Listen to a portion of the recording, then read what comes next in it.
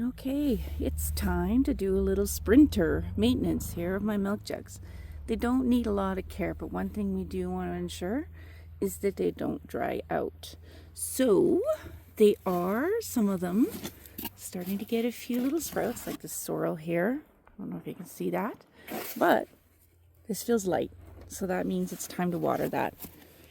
This one doesn't feel light, it stays.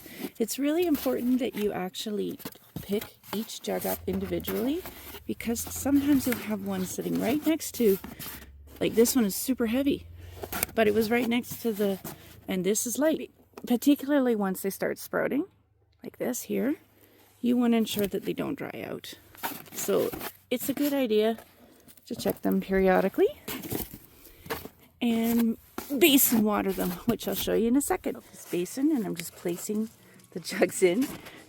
As you can see, if they float like that, that's a pretty darn good sign.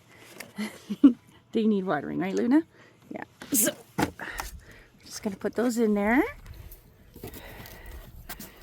and in a few minutes they'll take on enough water that I'll just put them back in their spot.